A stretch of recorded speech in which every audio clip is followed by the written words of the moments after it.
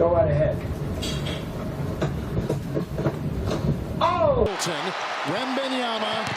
Oh, goes back. Oh, no. Yeah, like, lace up the shoes, get them all ready. It's like back in the day with the D Brown Reebok pumps. You got to pump them up a little bit. Pump them up a little bit, right?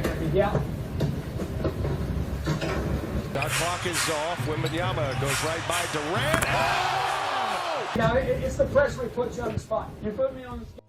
When it comes to the WNBA, for the majority of my life and yours, it's been the most relevant sports league in America and quite possibly the world.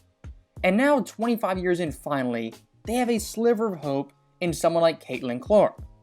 And looking at Clark's impact on the league, what she's doing is indeed very impressive.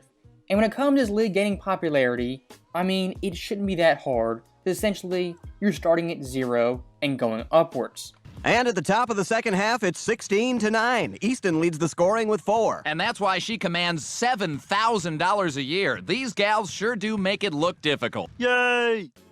And when it comes to Caitlin Clark going to the WNBA, the word I think of is optimism. As even me myself, a big critic of the WNBA, Caitlin Clark's debut, I'm going to tune in and watch that game.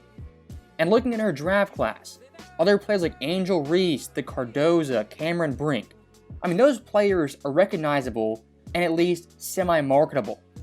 And one of the big-time stories out of this draft was, of course, the players and their annual salaries. And looking at someone like Clark, a bona fide star, recognizable player, her rookie season only making around $80,000, and even by year 4, won't crack $100K. Now, if you're some average Joe off the street, don't watch sports, don't understand sports, or the WNBA, you might say $8,000, that is super underpaid, and a massive gap to her NBA contemporaries. Now, if you actually watch sports, understand business, Caitlin Clark making $80K and Wembenyama making $12 million doesn't surprise you in the slightest. And this age-old pay gap myth, NBA versus WNBA, I mean, it's been debunked time after time, day after day, year after year.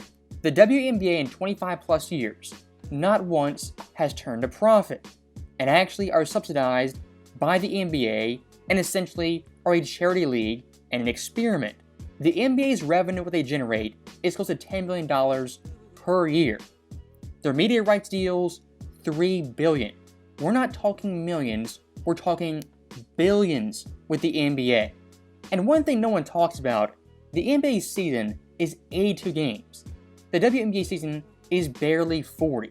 The people promoting this myth, this pay gap narrative, they either 1, don't watch sports, or 2, don't understand business and have an IQ of a squirrel. In the simplest terms, a person A has a product people want to watch, want to pay for, want to buy merchandise for. That person, that player, their league will generate revenue. Now, League B, person B, they have a product nobody really cares for. Nobody wants to watch it, buy merchandise, buy tickets. Nobody really cares about that. That person, that league, isn't going to generate revenue because their product isn't marketable and not coveted. That, in essence, is why Wembenyama makes $12 million and Caitlin Clark $80,000. It's not men having an unfair advantage, women having it harder. It's simple economics and the value of the product. And Caitlin Clark, in a way, kind of debunks the pay gap myth when you look at her contract with Nike and the offer from Ice Cube to play in the Big 3. As when it comes to even the worst NBA rookie, their minimum salary is more than Caitlin Clark, nearly 10 times more. But that random rookie making $1 million doesn't have a contract with Nike worth nearly $30 million. And ask yourself, why is Caitlin Clark making $80K in the WNBA getting a contract deal with Nike? Because she's marketable and valuable. The most frustrating part about the pay gap nonsense is that people pushing this narrative, they don't watch sports. They don't watch the NBA, NFL, and especially not the WNBA. And if you actually follow this stuff closely, you're in reality. Caitlin Clark's salary in the WNBA, she's actually overpaid based on the league's revenue and lack of profit. Things could change in the future, but right now the WNBA is supported by men and the NBA. More men, more pro players support the WNBA than actual women. Is that a knock on women? No, it's not. Most women don't watch sports in general. But when it comes to WNBA, more times than not, they blame men for all their problems. And one thing I do want to address really quickly is that the pay gap, wage gap argument, it kind of got stale and fell on deaf ears. So what do they pivot to? Not pay gap, wage gap, but equal revenue share. And saying this off the tongue, it sounds kind of fair, better ring to it, and not as sharp as pay gap, wage gap.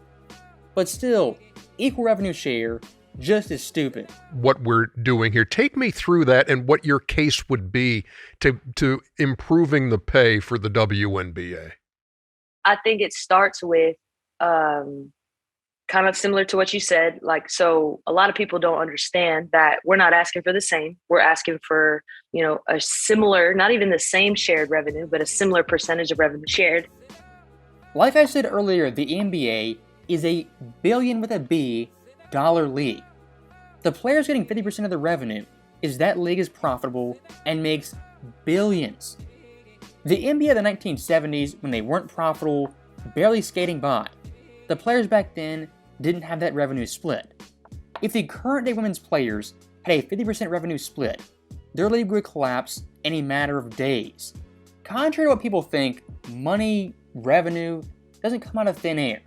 And just because you demand money, doesn't mean you get money, get attention, and get viewers. It's like me right now with 100,000 subscribers, which is insignificant, demanding millions of dollars for my work on YouTube, and a comparable pay to an NBA analyst on ESPN. Do I feel I have that value? Maybe I do. But in terms of viewership, merchandise, and just overall advertising, I'm not going to get paid like someone on ESPN.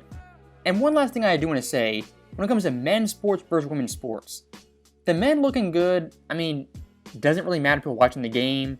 They're watching the game for the game. For the women's players, what I've noticed, if you have attractive women playing basketball, Angel Reese, some of those girls, people will tune in just to watch them because of that. And I know Antonio Brown calls Caitlin Clark Mel Gibson. It's a funny joke, say whatever you want. But Caitlin Clark, Angel Reese, girls in this draft class, aren't nearly as rough as some of the stars from the past WNBA. Attack me if you want to, say the bad thing or good thing. For women's sports, that matters much more than actual men's sports. So that right there is the end of the video.